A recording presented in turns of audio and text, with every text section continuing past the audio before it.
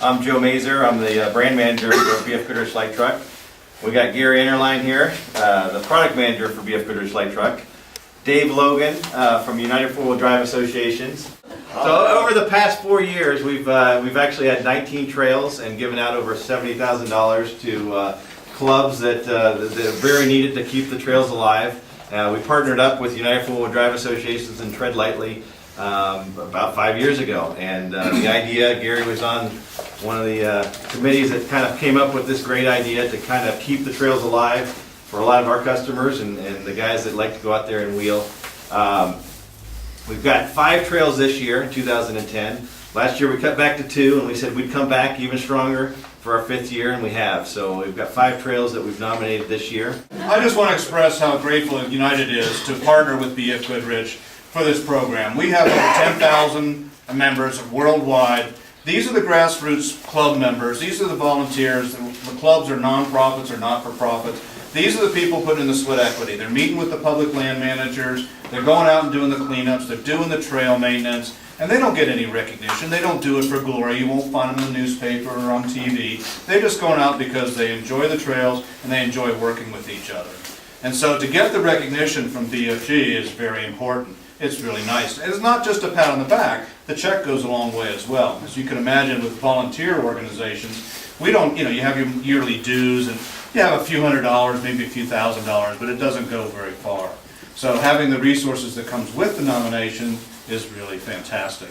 And I see some new nominees for new outstanding trails. I've been experienced the outstanding trail program firsthand in the past, and I just want to thank BFG for supporting it for 5 years, and I hope we go for another 5 years.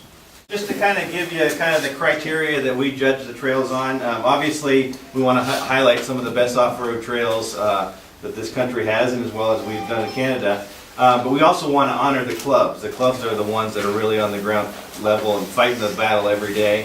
So we want to give that support to the clubs, and then also promote responsible off-roading. So that's kind of the criteria that we do for selecting these trails. So without further ado, the 2010 outstanding trails. First of all, we've got Roush Creek up in Pennsylvania. Right on. The club that's kind of associated with that is PA Jeep, and obviously this is our first club in the Northeast. They're kind of a private club. They're not. They don't have a lot of public land up in the Northeast, so it's a area that allows people up in the Northeast to go four-wheeling, and so we're honoring them with this 2010. Second club is Drummond Island OHV up in Upper Peninsula of Michigan. Right on. And the club that's associated with them is the Drummond Island Off-Road Club. The third club, and we've actually got them here with us today. This is interesting because usually we honor trails that have been existing. This club has actually been working to try to open a trail system that's been there for a while, but it's been closed down, and they're trying to reopen it. We thought it was a good story, and so we've actually got Crystal here from the Piston Wild Motorsports Club, and it's your Colt Byrne up in Washington State. And I'm not sure if you want to make any comments of how it's been going with the DNR after you've gotten this nomination. But it's been like a 3-year process, and tons of volunteers have been a part of the project. And there's lots of ups and downs as to the momentum of the clubs and the momentum of the volunteers. And we kind of had like a 6-month period where we didn't have any good news, we didn't have any bad news, we weren't really doing anything, there were no events. We were just kind of waiting for DNR to finish up the paperwork.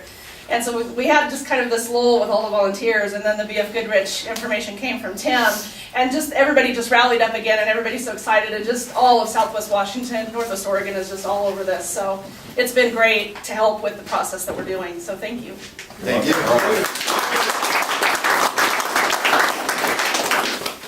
I think you can see the passion in her voice. The fourth club, you guys may know, it's Johnson Valley OHV area. And Dave has done a great job with King of the Hammers, but it's to keep that going, we have to have those trails continue to be open. So we wanted to honor the Victor Valley four-wheelers who would do a great job of trying to fight the battle every day for those guys. Cool. And the final and fifth trail is Holy Cross up in Colorado. And the club there is Bighorn Jeep Club. Right on. So, just to comment on the trails that have been over the last 5 years. In 2006, we had Natchez Pass in Natchez, Washington. We had Hill's Revenge in Moab, Upper Tellico, North Carolina, Black Bear Pass in Ouray, Colorado, and Pyatt Draw in Payson, Arizona.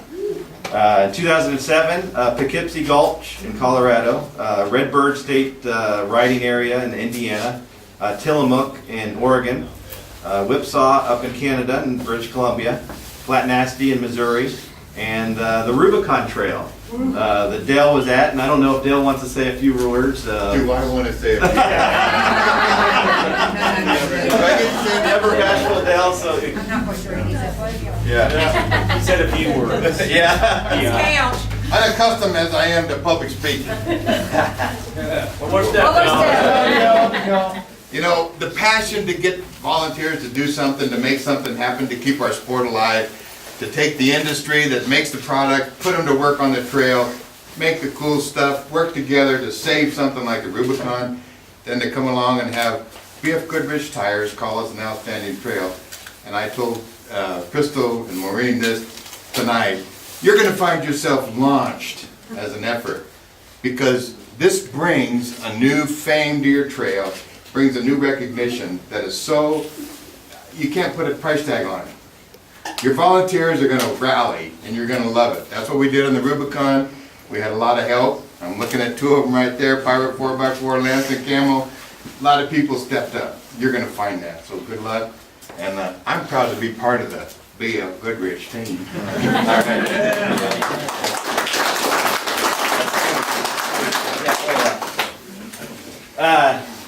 2008, let's talk real quick. Blacktail up in Montana.